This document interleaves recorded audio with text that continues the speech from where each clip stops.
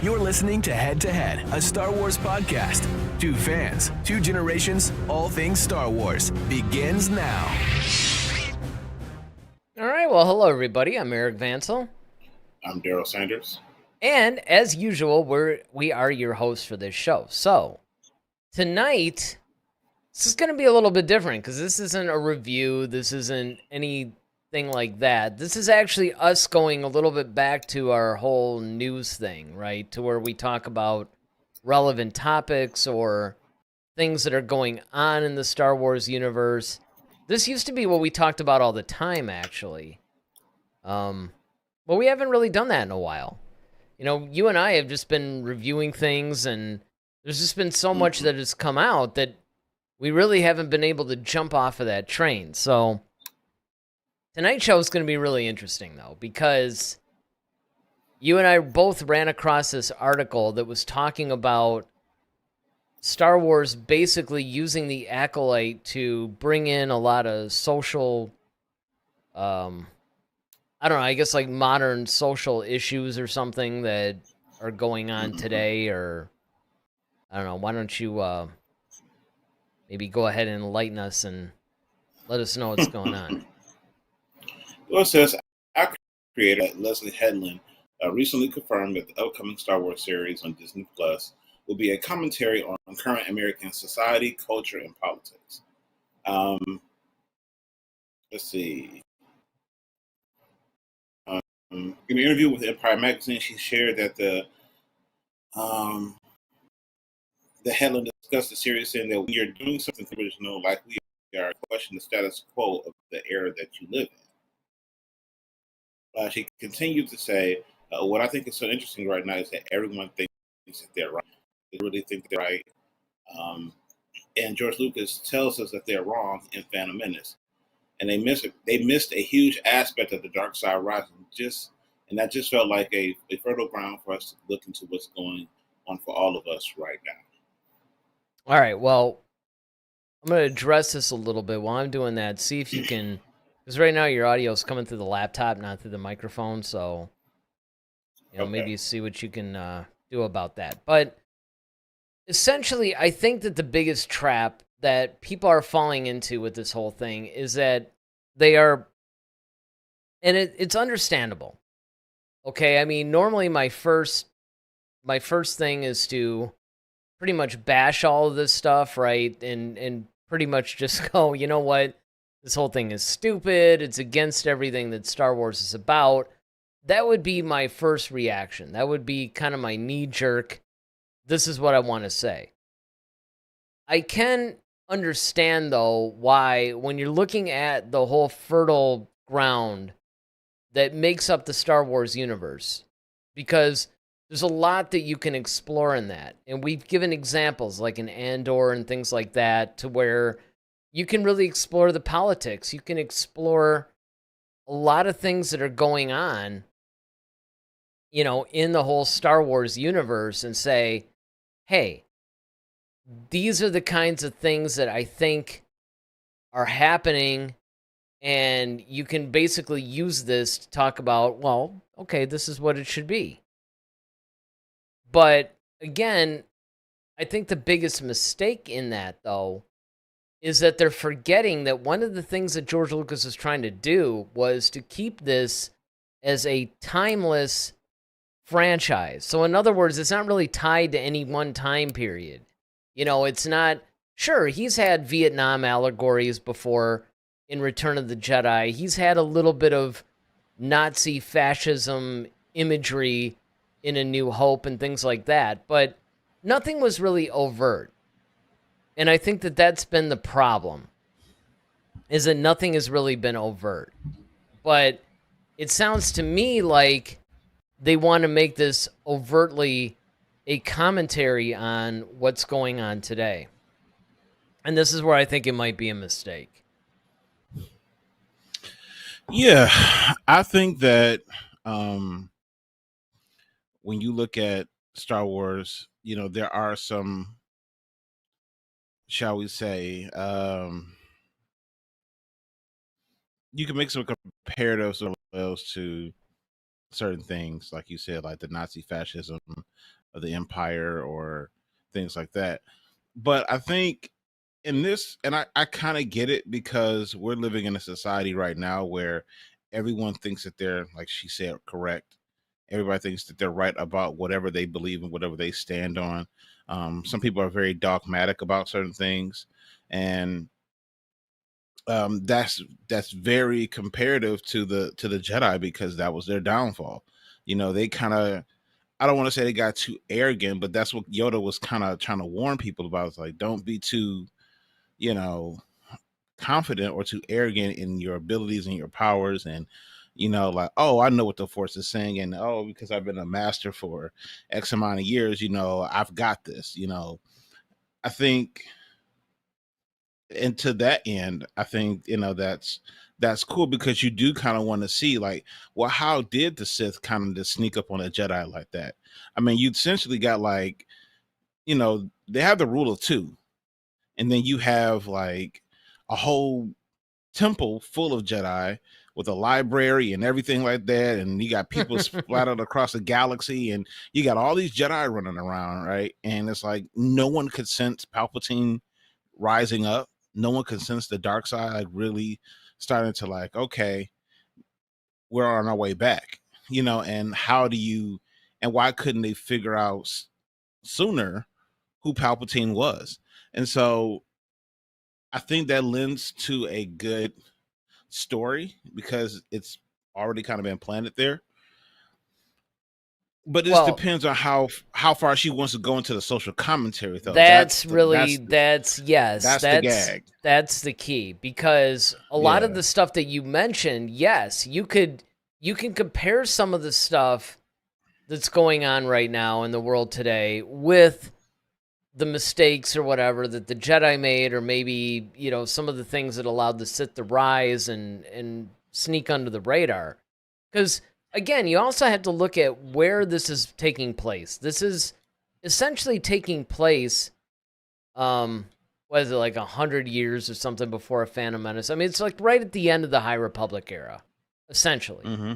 And if she wants to take a little bit of what's happening today and apply that to certain elements of either the Jedi and their downfall, or, hey, this is how the Sith were able to pretty much operate under the radar or something like that, well, then I would be on board with it, right? Because, again, I mean, Lucas did use a little bit of the Vietnam War as a template for the whole Battle of Endor, where you basically had these primitive kind of, type of a species going up against this technologically advanced species, and how they were able to overcome them. And when you start to rely a little bit more on technology and things like that, you think that you had the superiority, but really, when you're in their backyard, you're at a disadvantage. So I understand all that, and if this is what they're talking about, then that's fine. But I think my biggest fear is that if they're trying to bring in all the social issues and try to make Star Wars be kind of a mouthpiece for a particular ideology, either way, whether it's a left or right thing, it doesn't really matter. My whole thing has always been, look, this stuff doesn't belong in Star Wars. Star Wars is a timeless, kind of broad stroke kind of a thing, where it's not really supposed to be reflective of any particular time period or reflecting any specific social issues. It's supposed to be fantasy. And in that, it draws on some very timeless elements that if you start to bring in any kind of a specificity to it, as far as like a particular social issue, or maybe a particular time period or something like that, if you try to make that correlation, I think that you're really doing the franchise a disservice. Now, if it's kind of like what you're talking about, where maybe they're bringing in certain elements of what's going on in the world today, or at least our country maybe, and then saying, hey, let's put a little bit of a spin on this to where maybe the Jedi are being a little bit dogmatic or something, and it's going to lead to their downfall, and it allows the Sith to rise without them realizing anything's going on. Well, then, yeah, then I'm all for that, because what you're doing is you're actually taking elements, but you're applying them in a very timeless kind of a way. I think that's more or less where it comes from. Yeah, it's all about just when it comes to certain political issues, because we can't ignore the fact that there are politics in Star Wars. I mean, we've seen it in Andor, we've seen it in Phantom Menace, and we've seen it on like you said, a broad stroke when they're talking about like, trade disputes and things like that. Like, okay, broad stroke politics or whatever, but getting into the minutia of some things, kind of have to be careful. And this is like, to your point, is that exactly. I think you really have to kind of like figure out what can be a general thing that would apply in Star Wars, and it's all about the application. And I think as long as it serves the right story, and that's really what it's about. So it shouldn't get to like, so for example, droid rights or stuff like that, like I think that's kind of stupid. Yeah, however, no, I agree. But I did like the fact that, and we've seen it like in the in Bad Batch and in other mediums, where they're talking about like, okay, the rights of clones, because it's like, okay, yes, they were part of the Imperial, like they were property of the Empire or the Republic at one point when they were clone troopers, they were property of the Republic. However, they are sentient beings. And should they not, like, okay, since the war is over, they should be able to just, should they be supported by the government? It's like, okay, well, thank you for your service. We'll put you guys on your own planet. You guys can kind of stay over there and do your own thing because we don't have need for you anymore. But we kind of support you, like almost like veteran affairs or something like that. Or, you have some who like, okay, well, they want to dispose of them because they know too much. They've been around, they've seen too much. And now they're starting to get too aware of what the Empire is doing, and they could cause problems for us. See, to me, that makes sense because that's a kind of a social issue that you can say, but it fits within the realm of Star Wars where it's like, okay, but you just can't make the whole thing about that. But you can have that as the kind of the subtext of some things. But see, I think that this is where I think you're actually hitting the nail on the head as far as if it's something that actually has a context within the Star Wars universe, it makes sense. Right. See, the idea of the way that, and it's really interesting because you can even take a snippet of something that they had talked about, and you can always tell when they're trying to make an allegory for things that are happening in the real world, which I am vehemently against in Star Wars, versus something that takes place naturally within the universe. So you brought up the whole droid rights thing. That, I think, was really well done in, believe it or not, one of the Mandalorian Season 3 episodes, where they were talking about it a little bit, that whole thing with Lizzo and Jack Black, like that planet. There was a little bit of it that they were dealing with at that point, that no matter where that episode lands for you, I think that was more of a, where you have a planet that's mostly dependent on droids, and yet if they start to turn against the people, then you're going to have a real problem within that ecosystem. Whereas the way that it was presented in Solo, where you had Phoebe Waller's character where she voiced L3, and the way L3 kind of went about it was just a little bit too, I think, on the nose and a little bit too reflective of they were trying to reflect, I think, more the society as it was versus keeping it within the whole realm of Star Wars. I guess that's probably the best way to put it. Whereas if they're staying within the Star Wars universe, and you brought up the whole thing with the Bad Batch, and that is perfect, right? Like clones. Yeah. What do we do with these guys now that they're no longer a part of the quote-unquote army? Right. They're more or less veterans. And so you can actually bring in a lot of the things that have been going on for the last 20, 30, 40 years about, well, how are we treating our veterans? You know, once there's no more war and we've used them up, you know, what's going on with them? Yeah, we kind of saw that in Obi-Wan, where we saw like some of the homeless clones, like, you know, just on the streets, and they, you know, because we've seen it all the time in the Bad Batch, where it's like, you know, okay, the war is over. You know, what do we do now? We're soldiers. That's all we know how to do. That's all we were made to do. So it's like, well, now that there's no war, like, what are we supposed to do here? And you know, and I get that, because it's no different than, you know, our own soldiers who go off and fight wars, especially if you go off at the age of 18, you know, you may be fighting some 5, 6, 7 year war.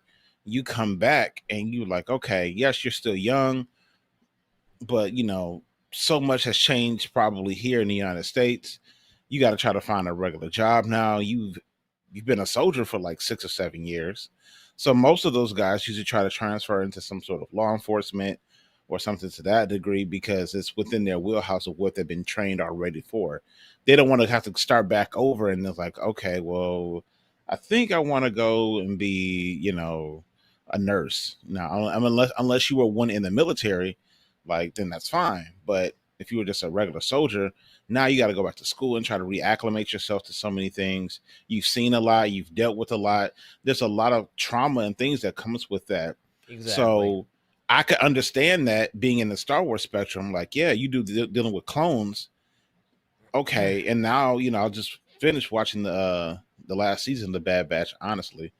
And yeah, I still have to do that, man. I have to, I left off at like 10 or something, but it was really good though. Really good, Eric. I mean, because the last couple of episodes, it kind of deals with that. It's like you have Tarkin and them trying to figure out, like, okay, we've got stormtroopers now. What are we doing with these clones? And they're kind of use them for experimentation, which, once again, that's happened in our society, you know, with Agent Orange and all that stuff. So, I mean, there's so many things you can make those comparisons, and it's like, okay, yes, you could bring up those those political issues or things like that, but droid rights is kind of like, all right, now it's getting goofy now. And that's when you start getting the Jar Jar Binks. Well, but again, I mean, I think the droid rights could actually work depending on the context. Like I said, that one episode that had Lizzo and Jack Black in it, I mean, there was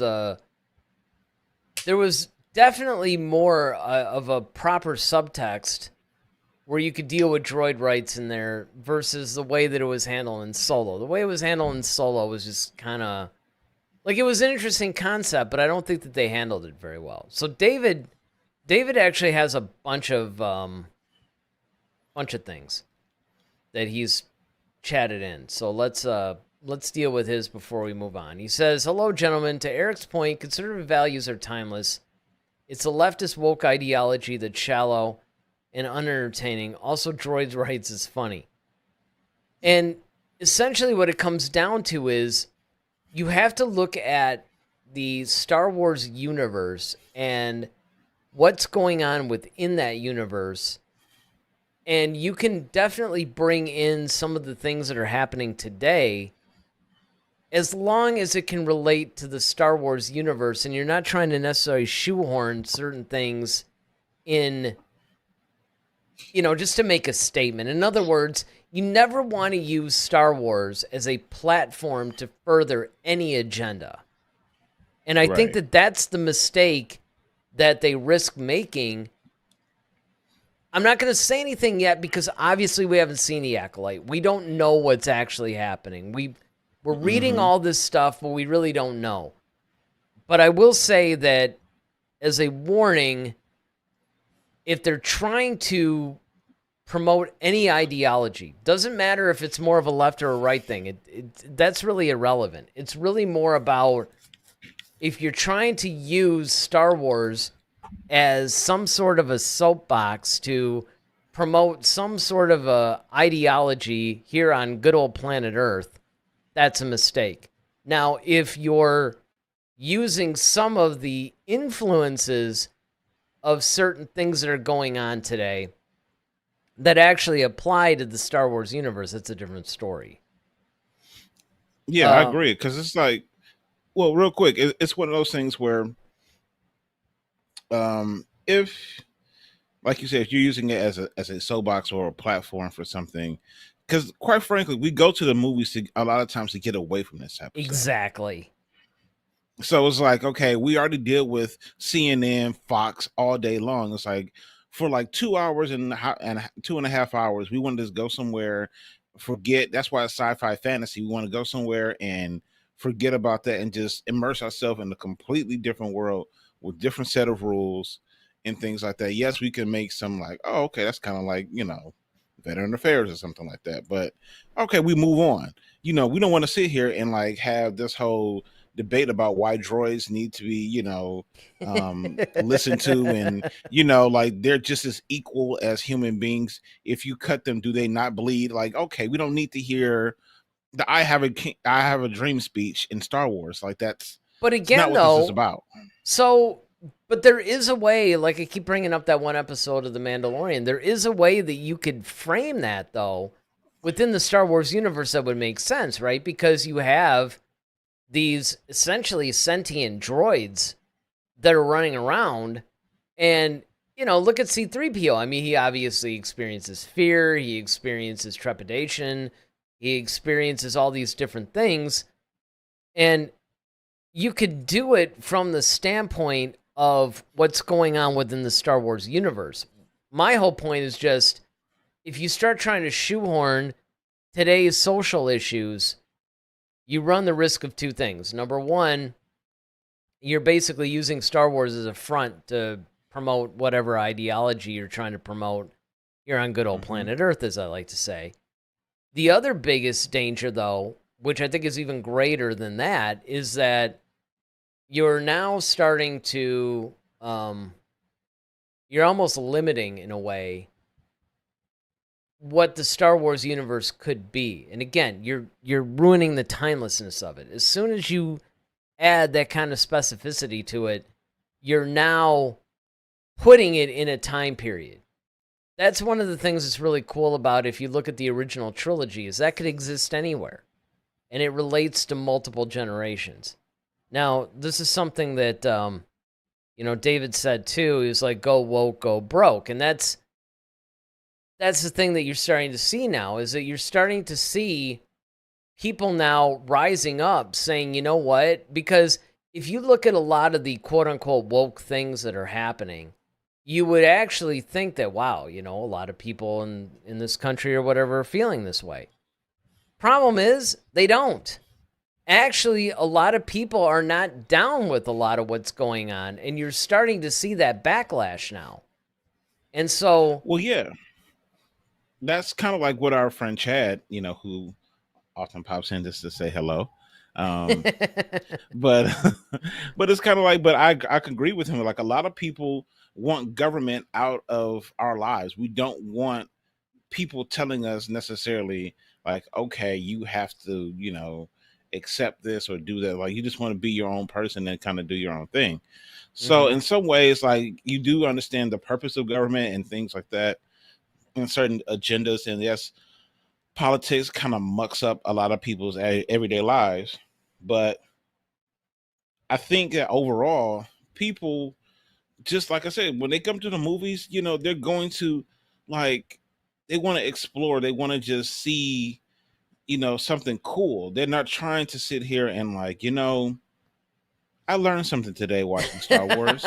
It's like, it's not that type of show. Well, it kind of is, but in a way it is, because Lucas always said, you always have that, the moral of the story is, right? He always geared Star Wars towards kids, and he was always trying to like teach kids a lesson. But here's the key. it was a broad, timeless, like this applies to all of life kind of lesson, right? It's more like a Sesame Street kind of Right. thing. This isn't like Exactly. we're not trying to promote some specific thing that Right. is rooted in, say, 2022, 2023, maybe even 2024. Like, it's not rooted in a particular time period, because as soon as you do that, Star Wars then loses its timelessness. And I think that that's something that people forget about. Yeah. I mean, when you have like Yoda saying like fear leads to anger, anger leads Right. to hate, hate leads to suffering. Okay, you're teaching me something, and that's very true. And that's a broad stroke, and that's something that you can apply and because it's true. It's a universal truth. And I think Exactly. that's what we're looking for. Once again, Universal broad truths in strokes. Star Yes. broad Yes. strokes, right. Yes. All right. Now, David says, oh, Lizzo was a character in Star Wars. Was she Jabba? Oh, David. David, always- you know, he we wants missed us you, to man. just get I have to say, I personally missed him. You know, it was kind of, because I remember making the joke like either last week or a couple of weeks ago. It's like, well, you know, David hasn't been around for a while. Well, if we wanted to get him around, we'll just do season 2 of Andor. That'll bring him. But, but yeah, no, you'll have to just watch our review of that episode. That's all I'm going to say about that. He goes on to say, Daryl, that Law and Order episode about the transgender is an acts of using using controversial politics in an amazing way that's thought-provoking, entertaining, and suspenseful. Yes, and that's because you're dealing with factual things because it's called law and order. Like it's implied in the name that we're dealing with factual type situations or we're dealing with the law. So those are things that we're currently dealing with. But this is sci-fi fantasy. Yeah, see, now I'll just jump in here real quick. So you're absolutely correct, right? The difference between Law and Order, one of the biggest things about, I almost said problems. I didn't mean to say that. This is a Freudian slip.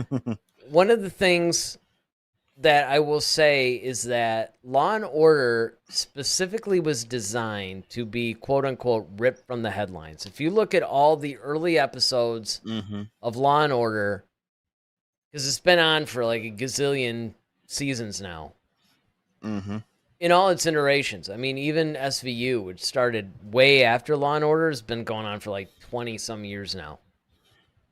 The whole premise of that show was that it's ripped from the headlines. Basically, what Law and Order is trying to do is they are taking an actual true story and they're pretty much fictionalizing it and presenting it pretty much. So in other words, they're basically getting their stories off of real life situations. That's not what Star Wars is. That's not what Star Wars is about. Star Wars, if you look at it, it is taking a lot of its influence and everything from the writings of Joseph Campbell, from the samurais, to all these just westerns. Westerns. Like all these just timeless story tropes. Story tropes or just it'll come to me in a second here. Like all these influences. So one of the things that George Lucas is trying to do, because everybody forgets this, is that he had basically really wanted to create a Flash Gordon movie. He loved Flash Gordon. He loved that whole like Saturday matinee type of adventure serial kind of a thing. And his whole goal was to create that. And he actually went for the rights to Flash Gordon. But Dino De Laurentiis actually got it before him. And he eventually created the whole 1980 Flash Gordon movie, which was supposed to be a trilogy, but it ended up just being a single movie because it didn't do as well. I personally loved it. Queen did the soundtrack. It was cheesy, but it was one of those good cheesy films. Lucas didn't want to do anything cheesy, though. He was really looking to recreate Flash Gordon for a new generation. But when he lost the rights, that's when he was like, okay, if I can't do Flash Gordon, I'm just going to do my own version of it. So in a lot of ways, we can actually thank De Laurentiis, for outbidding Lucas, because if he hadn't outbid Lucas, we never would have gotten Star Wars. Lucas just would have done Flash Gordon movies. But the point is, he was trying to do these like timeless adventure, because that's the reason why he executive produced Indiana Jones. Indiana Jones is another version of Flash Gordon. It's got a different setting to it, but it's essentially the same thing. And you got to think broad strokes, right? Not specificity. Well, yeah, I mean, the thing is, and that's why we went through the whole what is Star Wars, because we want people to really understand like what Star Wars really is at its core. You know, Right. it's an adventure, it's a coming of age type thing. It's, you know, the hero's journey. It's all of these things that really follow a lot of timeless, as Eric said, timeless story tropes, and with a lot of universal truths to it. You know, just like when Obi-Wan used from a certain point of view. It's like, well, yeah, you could tell someone a story, and it's like some people might think you lied to them. It's like, well, no, I didn't lie to you. I told you the truth. It's just from this point of view. And, you know, people say it all the time. There's your version, my version, and then there's the truth. And so everything is kind of told from different points of views. And that's what Star Wars is. It's really just like, okay, you could really it's almost kind of like the Karate Kid. Right. Oh, it's So a in lot like the Karate Kid in that way, yes. Because in the Karate Kid, you know, we as the audience are kind of conditioned to root for Daniel because he's seen as the hero in this story, right? And Miyagi's teaching him, you know, about being, you know, using only his martial arts for defense, never for attack. He's taught to use his head and be calm and, you know, have balance in his life and things like that. And then we look at Johnny, you know, and Johnny, he seems like, you know, the off the rails, you know, bully. But really, you know, like when we get Cobra Kai and we kind of see now, well, Johnny really wasn't all that bad. It's just that he had bad influences. And even what Kreese was trying to teach him wasn't necessarily wrong. It was just the wrong point of view of things. And so once again, it becomes that whole thing of from a certain point of view. And now people are kind of like, well, I kind of side with Daniel. I kind of side with Johnny. And then the Sith. Okay. Yes, having power and being able to use it and wield it is cool, but you just got to be careful that it doesn't make you too aggressive. It doesn't make you too consumed with vengeance and things like that. There's that balance, and so that's what Star Wars teaches you is in life you gotta have a balance in things. And so that's essentially what Star Wars is using a bunch of different types of styles of storytelling that are very familiar, however, to paint with broad strokes some lessons in life. Well, I'm not gonna disagree. After all, I would say, hey, go back and watch all of our whole What is Star Wars series, because we did talk about the first episode of that we did was basically talking about, okay, this is the origins of it. This is what George Lucas was trying to do, and trying to put in a box, I guess. Hey, this is what Star Wars really is, and then we use that as a platform to then review all 9 films, pretty much. Peter Griffin says, hello, head to head. Hello, Peter. How's it going? Hi, Peter. David said, Star Wars is diversity done magnificently right. He brilliantly combined multiple cultures into a cultural phenomenon. Daryl, did you see my alliteration? Yes, I did. Well, and again, I mean, I think that it's important to understand that the reason is, well, I should say the reason behind all of Lucas's genius is because what he did was he pulled from not just the right influences, but he used the right combination of those influences to present what we have today as Star Wars. That's the reason why everybody loves it. That's the reason why Star Wars crosses not just generations, but races, creeds, I mean, pretty much in classes, like anything that would normally divide human beings. Star Wars seems to transcend all of that. And again, a lot of that is because of its timeless and pretty much just independent nature, right? Like everybody could see themselves in one of the characters. Everybody can understand and relate to the story of the hero's journey. I mean, these are just timeless concepts. And this is why I get a little bit upset when I hear about people trying to make Star Wars now this political platform or this quote-unquote woke platform in order to further something that, quite frankly, is probably going to either morph or completely disappear in like 2 or 3 years. Yeah, I mean, I just think that, when it comes to certain things, it should just be what serves the story better. Yeah. Bottom line. It's like, I don't care if, like, okay, everybody was up in arms when they saw that, Finn was a black stormtrooper. And everybody's like, well, you can't have a black person as a lead in Star Wars. Well, why the heck not? It's like, okay. Well, no. I mean, like, okay. Like, did we forget about Billy D. Williams? I mean, the guy who it's not even iconic character. I know, but it's not even that. I mean, here's my problem with the whole like we can't have a black stormtrooper thing. It's like, how do you know like half of the stormtroopers weren't black?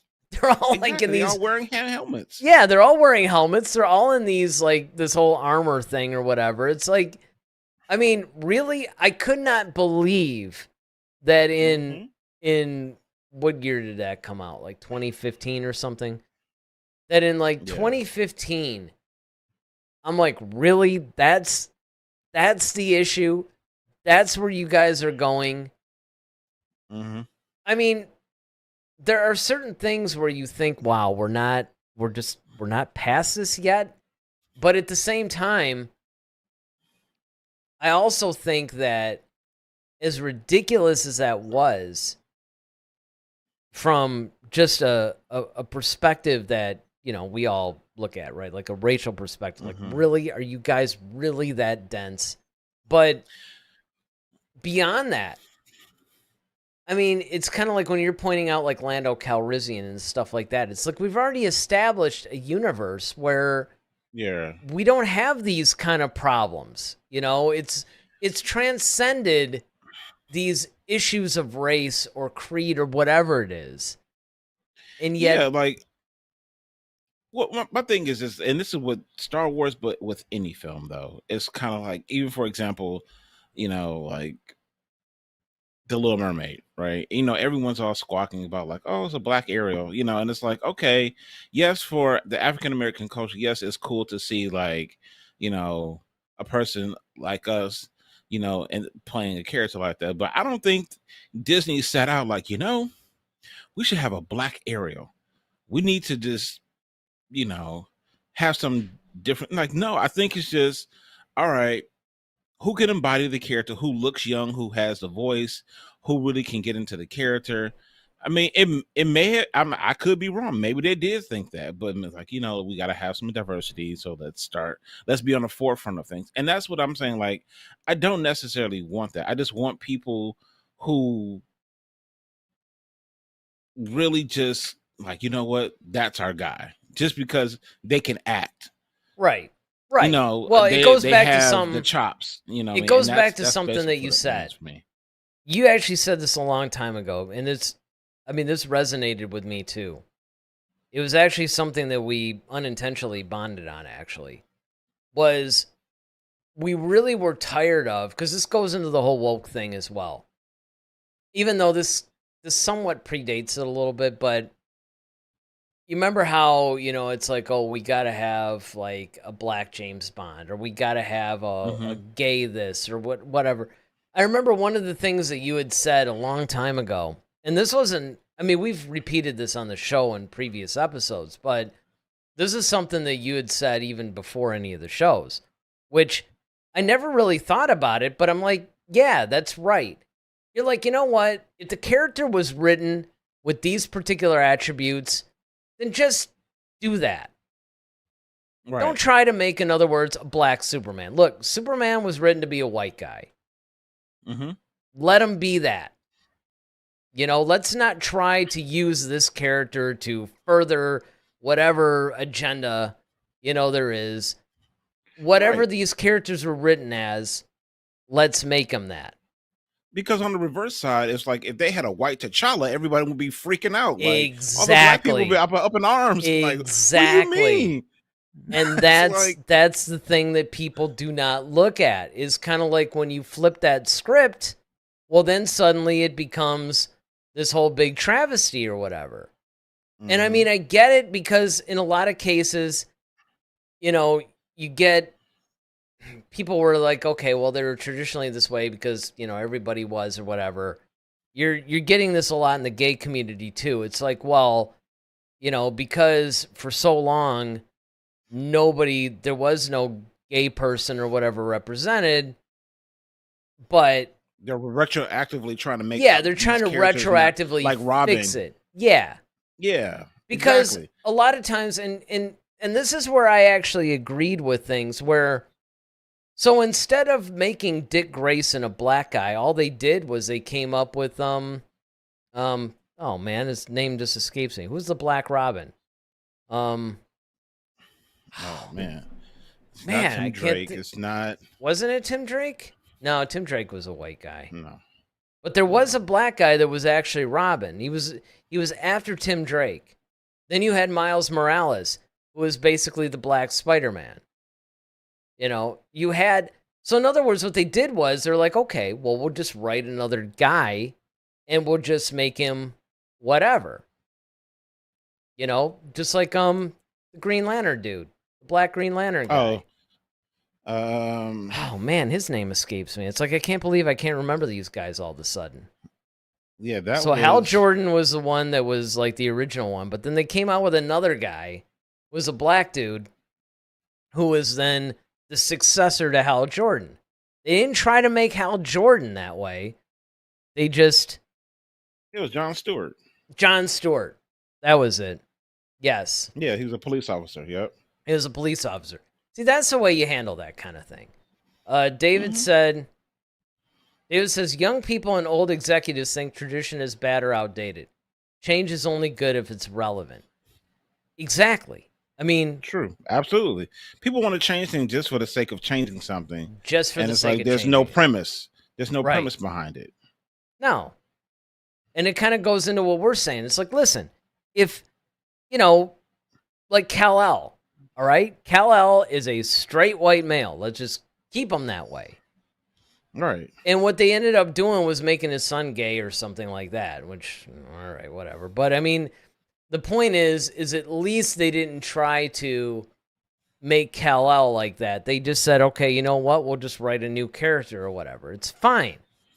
Just write new characters. Exactly. Just make new characters that support whatever it is that you want to do, and Yeah. that's. But don't take stuff that's already been written, that's already been established, essentially, and then you're trying to retroactively make this person fit your agenda, and that's essentially what we're talking about. Even in Star Wars, is that you know, like they've written characters, now in Star Wars who are legitimately gay, and that's fine. Like, okay, fine, that's what you want to do. Great, fine, have that representation. Cool, but don't all of a sudden, like, oh, because Darth Vader fell into the flame, now he's into the lava. Now he's transgender. Like, come on now. Like, let's. I mean, I guess you could in the sense of he's more mechanical machine than man, yeah, but yeah, you know what I'm saying? Like, it's just certain things. It's just like it's ridiculous.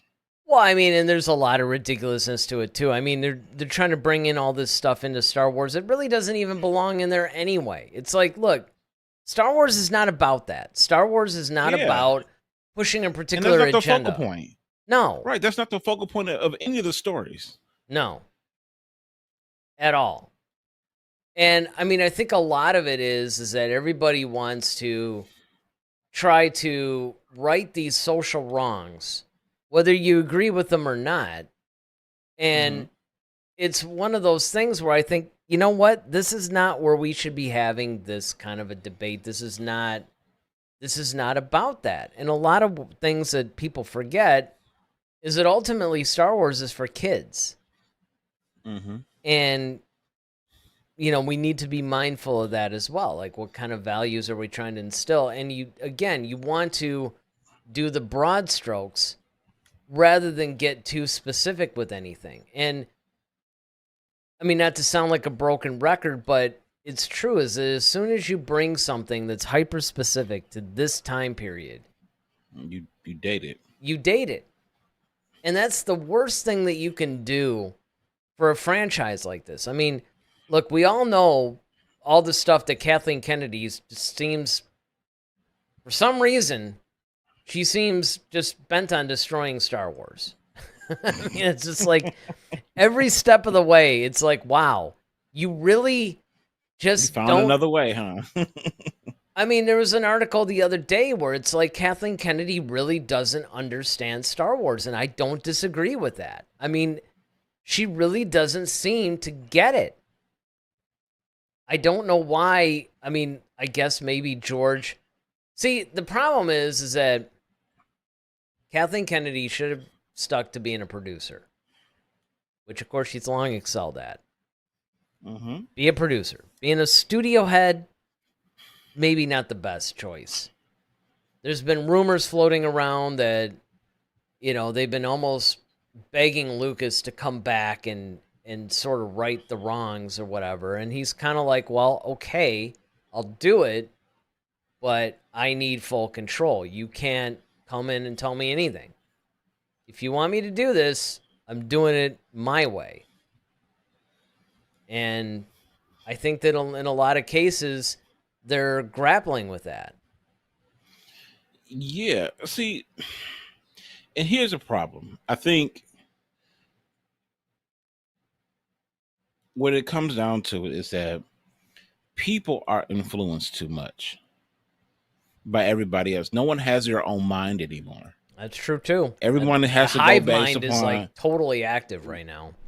Yeah, so everybody's like, oh, if everyone else is believing this and jumping on this cause, I'm going to jump on that too. I'm going to be in that number because I don't want to be left out, or I want to feel like I'm a part in, whatever.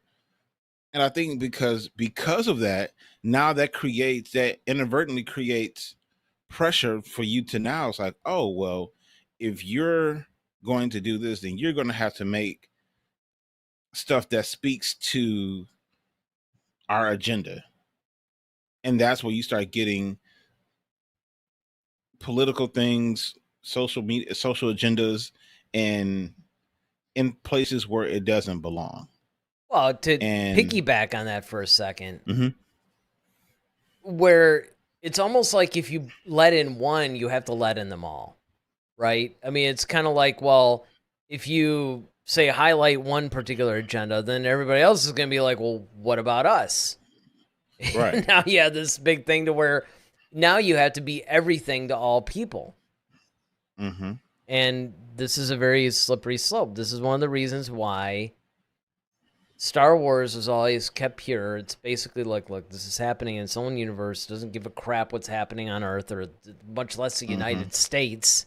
Because in a lot of times, too, as the United States, we forget that the rest of the world is looking at us like we're idiots. They're looking at all the things that are going, okay, do you realize that, your money is losing value? You got like you have all these real problems happening, and you're focused on these like crazy things right now. And you're trying to put all this weird stuff in entertainment and stuff like that, and I mean, it's just sort of like the U.S. seems to have lost its way in certain elements. But whether you agree with that or not, it doesn't matter. The point is that it's not even reflective of what's happening in the rest of the world, much less this galaxy far, far away. So I think that in a lot of cases, we have to start thinking about as Star Wars fans, we have to be vocal about keeping this franchise, as you said, pure. Pure from a lot of these outside influences that are starting to creep in. Because, again, I think the biggest mistake that anybody can make, and I said it probably 4 or 5 times already, but I'll say it again.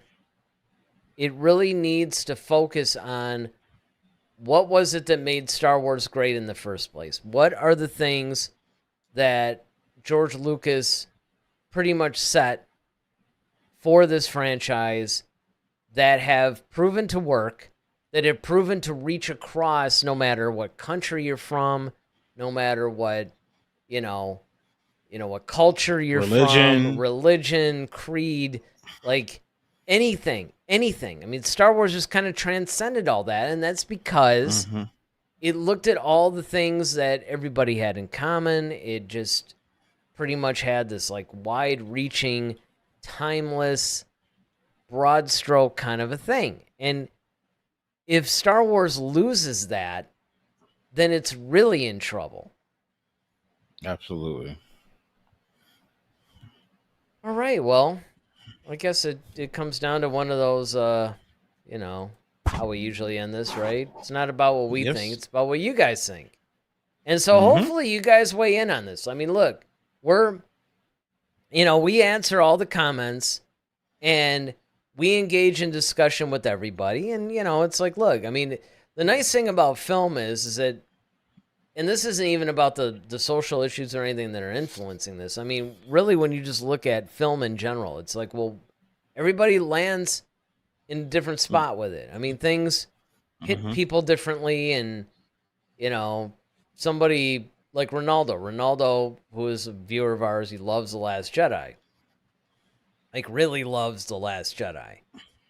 A lot of fans hated The Last Jedi. And, of course, Daryl and I are kind of like, well, we really enjoyed it, but here's all the issues with it. But the point is that everybody has a different opinion and just a different perspective and viewpoint on all this stuff. And that's what makes film so wonderful, and particularly in Star Wars, because we're all passionate fans here. So we want to hear from you guys on this. What do you think about this? I mean, do you really want to see modern social issues being brought into the Star Wars universe blatantly?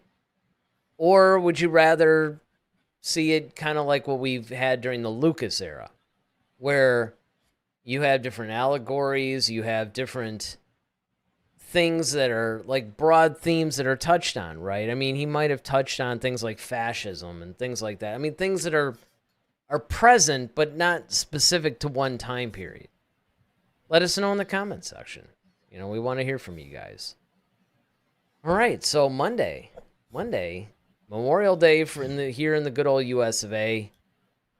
But it's Visions Day for us. Now, I have to admit, I have not seen it yet. Have you watched it yet? Nope. All right. So we're still fresh. I was going to say, I was kind of hoping you'd be like, yeah, I watched it. And, wait till Monday. It's going to be... We shall see. It's the Wallace and Gromit one, I believe. So yeah, I think that's what Ronaldo was saying, that it's going to be interesting. But again, it's only probably going to be between 15 and 20 minutes, and we'll just see where it lands with us. We actually liked last week's episode, so... We did. That was episode 3. I think this is... Are we on the 4th episode? Yeah, we're on the 4th episode. All right, so again, Star Wars Visions was dropped all at once. Okay, so you could see all 9 episodes or whatever it is right now. However, Daryl and I are actually reviewing it one episode at a time every week on Mondays at 8. So check us out this Monday at 8 o'clock, and you'll see what we think of episode 4 of Visions. I don't even know what the title is yet. That's how little I know about this episode. So, so until Monday night, hope you guys have a good long weekend for those of you guys in the United States, because we actually do have a lot of viewers from around the world. So, but for those in the United States, we hope you take this Memorial Day weekend to, not only think about the fallen troops and all that, but, enjoy time with your friends and family. So until Monday night, I'm Eric Vansel. I'm Daryl Sanders. May the force be with you. Always. Head to Head, a Star Wars podcast. Be sure to follow us on Twitter @HeadToHeadSW. Submit your questions for our next show. Visit our official website at headtoheadswpodcast.com. Until next time, may the force be with you, always.